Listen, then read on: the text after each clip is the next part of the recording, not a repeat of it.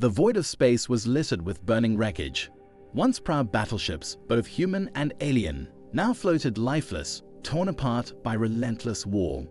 The battle had raged for months, and humanity was losing. Captain Elias Carter stood on the bridge of the HS Valiant, the last functioning dreadnought in the fleet.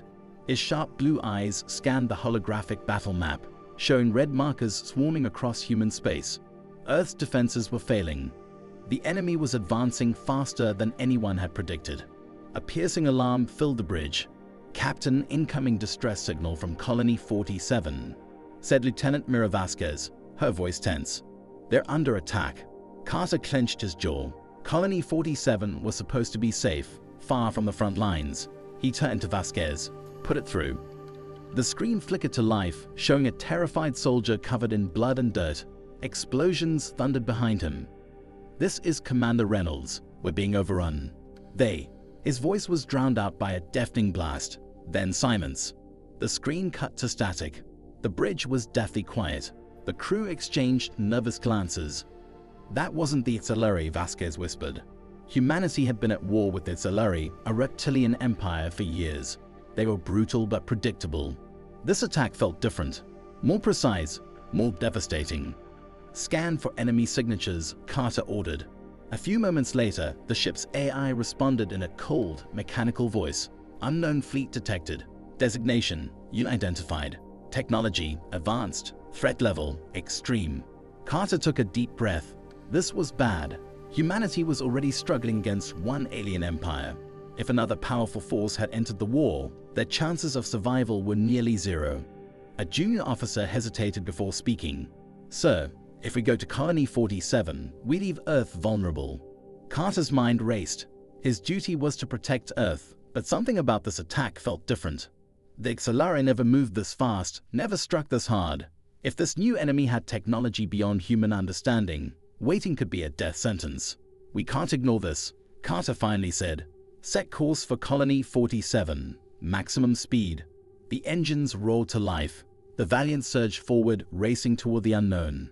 Hours later, they arrived. What they saw sent a chill through every soul on board. Colony 47 was gone. Where a thriving city once stood, now there was only a crater miles wide, glowing with unnatural blue energy. The buildings, the people, everything had been wiped from existence. "No bodies," Vasquez murmured, her voice barely above a whisper. Carter's hands tightened into fists. The Itzaluri didn't have weapons like this. No one did. Then the ship's sensors blared again. "Sir," a crew member shouted, "we're not alone." Carter turned toward the main screen. Shadows moved in the debris. Small, fast-moving ships, unlike anything humanity had seen before, darted through the wreckage. They were watching, studying, waiting. Then, in perfect synchronization, they turned toward the Valiant. A single message appeared on the screen. "You are not welcome here." And then they attacked. The HS Valiant trembled under the assault. Enemy ships moved like phantoms, their sleek, black hulls blending into the darkness of space. Some flickered like mirages, vanishing before the Valiant's weapons could land a hit. "Direct hit on our aft thrusters," Lieutenant Mira Vasquez shouted, shields down to 45%. Captain Elias Carter gripped the command console, his mind racing. These attackers weren't just powerful, they were precise, calculated. They didn't fight like Itzaluri. They didn't fight like anything humanity had ever encountered. "Target the closest ship and fire everything we've got," Carter ordered. The Valiant unleashed a barrage of railgun fire and plasma torpedoes. But once again, some ships dissolved into nothingness, while others twisted impossibly fast to avoid the blasts. Only one enemy vessel took damage. Its wing was sheared off before it spun out of control and exploded. "They're using decoys," Vasquez said, her voice tense. "Advanced cloaking tech." Carter's jaw tightened. A new enemy with superior technology was the worst possible scenario. The Itzaluri were brutal but predictable. These enemies were something else. Then the ship's AI spoke in its cold, mechanical voice. "Unknown transmission detected. Source, enemy fleet." A distorted voice filled the bridge, speaking in perfect, emotionless English. "You should not be here." A chill ran down Carter's spine. "This is Captain Elias Carter of the United Earth Fleet. Identify yourselves," he said firmly. Silence. Then the voice returned. "You not belong in this war." Before Carter could respond, the enemy ships stopped firing. The battlefield went eerily silent. "Captain, they're retreating," Vasquez whispered. On the screen, the hostile ships pulled away, vanishing into the blackness of space one by one. No warp signatures, no jump trails, just gone. Carter exhaled, but his instincts screamed that something was very wrong. Enemies didn't retreat for no reason. "Scan for survivors," he ordered. The ship's scanners swept over the ruined colony. Moments later, Vasquez gasped. "Sir, I'm picking up life signs, multiple underground." Carter's eyes narrowed. Someone had survived. "Prepare a landing team," he said. "We're going down." As the Valiant descended toward the lifeless remains of Colony 47, Carter couldn't shake the feeling that they were walking straight into a trap. The HS Valiant hovered over the ruins of Colony 47, its floodlights cutting through the thick, swirling dust. What had once been a thriving human settlement was now nothing but scorched earth and shattered buildings. The crater left behind by the attack still pulsed with an eerie blue glow. Captain Elias Carter stood inside the dropship, securing his helmet as the landing team prepped their gear. Beside him, Lieutenant Mira Vasquez double-checked the scanner readings. "I don't like this, Captain," she muttered. Those enemy ships had the power to wipe out the entire colony, and yet some people survived. Underground. Carter's eyes narrowed. Either they got lucky, or someone wanted them to stay alive. The dropship rumbled as it descended. Moments later, it touched down in the center of what used to be the colony's main square. The loading ramp hissed open, revealing a wasteland of crumbling buildings and the charred remains of human machinery. The air was thick with the scent of burned metal and scorched earth. Carter and his team stepped out, weapons at the ready. Every shadow felt like an ambush waiting to happen. Vasquez raised her scanner. "The life signs are close, 30 meters beneath us." Carter spotted a partially collapsed building ahead, its entrance half buried under debris. A faint light flickered inside. "Let's move," he ordered. The team advanced cautiously, boots crunching on blackened rubble. As they approached, the ground beneath them trembled. A deep, rumbling sound echoed from the crater behind them. "What the hell was that?" one of the soldiers muttered. Carter ignored it for now. They had a mission. He motioned for his team to enter the building. Inside, the walls were scorched and the ceiling was caving in. But at the far end of the room, hidden behind a pile of debris, was a metal hatch, scratched, dented, but still intact. Vasquez knelt beside it, wiping off dust.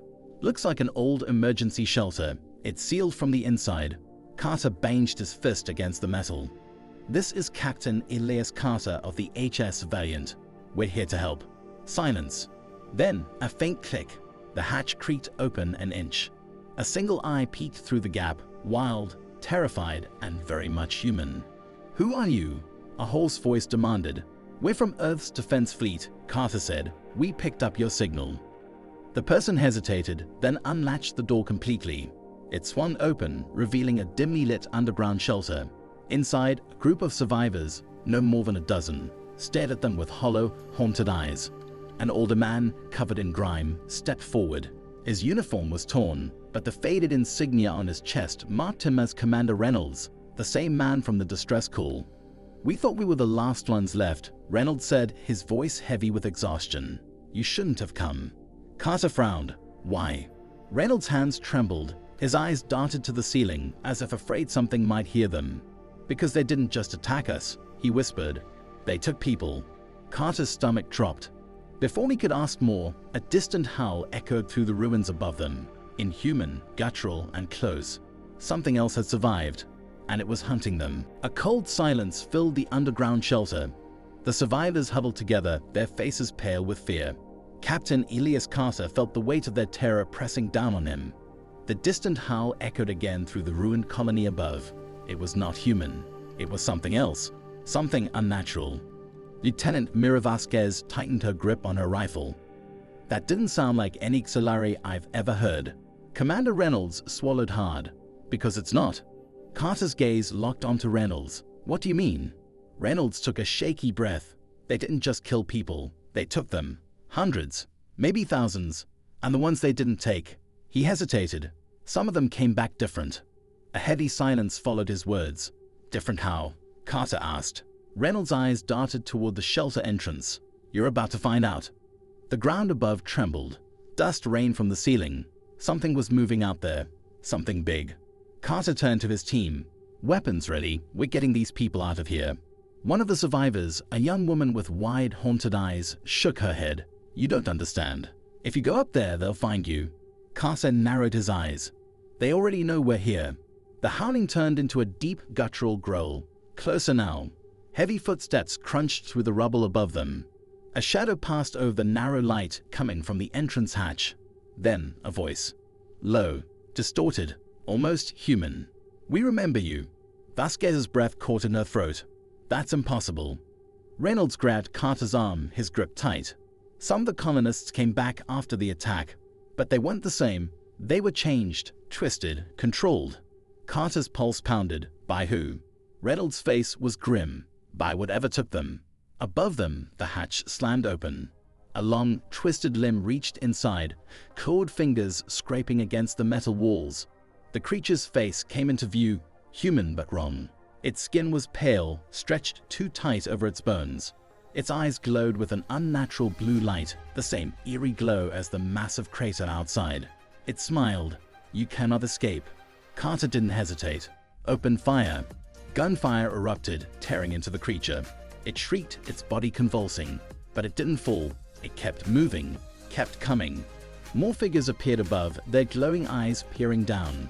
The missing colonists, or what was left of them. "We have to move," Vasquez yelled. Carter grabbed Reynolds and shoved him toward the tunnel exit. "Get the survivors to the ship, now."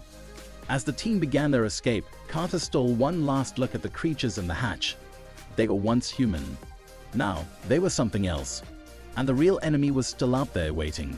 The underground shelter shook as the creatures forced their way inside. Their glowing blue eyes illuminated the dark tunnel, their movements jerky yet disturbingly fast. They weren't mindless monsters. They were hunting with purpose. "Move, move." Captain Elias Carter barked as he fired his rifle. The bullets ripped through the nearest creature, but it barely slowed. Whatever had transformed these people had made them stronger.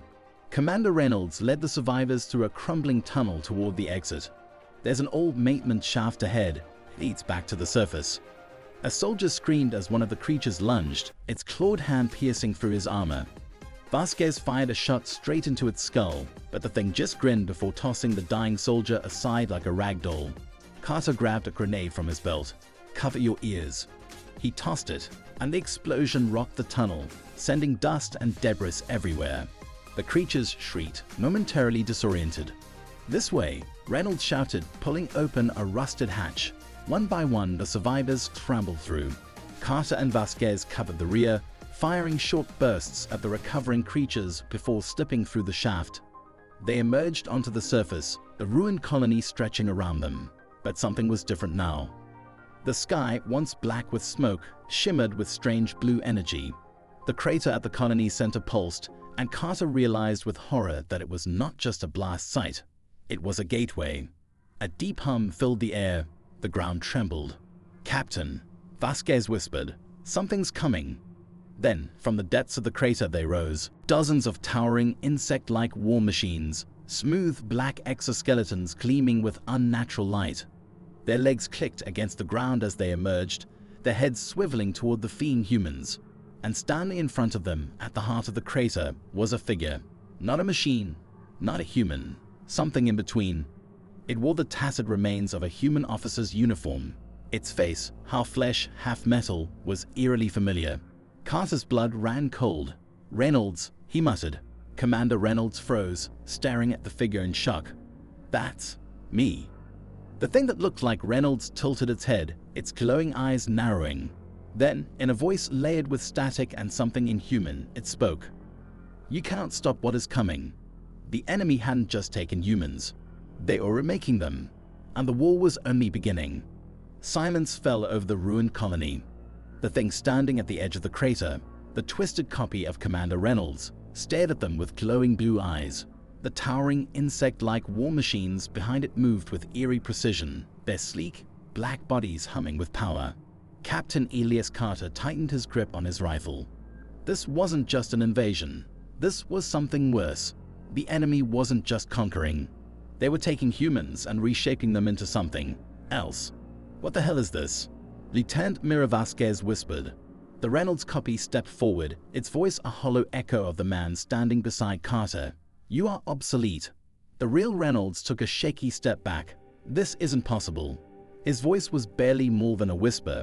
They took me. They turned me into that." Carter didn't have time for shock. The war machines in the crater were beginning to move. Their weapons glowed, charging up. "They're about to fire," Vasquez hissed. Carter snapped into action. "Fall back, get to the Valiant." The first plasma blast streaked toward them. Carter dove aside as the explosion sent debris flying. The ground cracked beneath them, heat washing over his armor. "Move, move, move," he roared. The survivors scrambled across the broken landscape, sprinting toward the distant beacon of the HS Valiant. The war machines advanced, their massive legs crushing what remained of the colony. More of the changed humans emerged from the ruins, their glowing eyes locked onto the fleeing group. A soldier screamed as a twisted, once-human figure tackled him, its fingers digging into his armor like metal claws. Vasquez fired a precise shot, taking it down, but more were coming. "We're not gonna make it," a soldier shouted. Carter wasn't willing to accept that. He tapped his comms. "Valiant, emergency extraction. We need cover fire now." A second later, the sky lit up. The Valiant's railguns fired in rapid succession, streaks of molten metal slamming into the advancing war machines.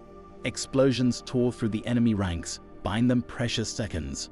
The dropship roared overhead, its thrusters kicking up dust as it descended. The loading ramp was already open. Carter pushed Reynolds forward. "Get on board." One by one, the survivors leaped onto the dropship. Vasquez was the last to jump, landing hard just as Carter turned back, only to see Reynolds' copy standing just meters away. "You cannot run forever." The voice was calm, certain, inevitable. Carter didn't waste time responding. He leaped onto the dropship as it blasted off, the war machines firing after them. Plasma streaked past, barely missing the hull. The ship shot into the sky, leaving the colony and the horror below behind. Inside, Carter caught his breath. The survivors sat in stunned silence. Reynolds stared at the floor, hands shaking. "They're not just invading, they're building an army out of us." Carter exhaled. They may have to find a way to stop them. But deep down, a terrifying thought took root. What if it was already too late? The HS Valiant sped through the void of space, its engines burning hot as it left the ruined colony behind. Inside, the survivors sat in stunned silence, their eyes hollow, their minds struggling to comprehend what they had just witnessed. Captain Elias Carter stood at the command deck, staring at the tactical display. The enemy's presence was spreading. The war machines were moving, and whatever had transformed the colonists was not stopping with Colony 47. Lieutenant Mira Vasquez approached him, her voice tense. "We intercepted a transmission from the surface before we left." She pressed a button, and the audio crackled through the speakers. "The cycle cannot be stopped. Humanity will evolve, or it will be erased." The voice was familiar. Reynolds' copy. The real Commander Reynolds clenched his fists. "They think they're making us better." His voice was laced with fury. "But they're wiping out everything that makes us human." Carter's jaw tightened. "Not if we stop them first." Vasquez exhaled sharply. "How? We barely escaped with our lives. We don't even know what they really are. And if they can turn humans into them," she hesitated, "then how do we even fight that?" Carter's gaze darkened. "We find the source." Reynolds stiffened. "You're talking about the crater." Carter nodded. "That's where this started.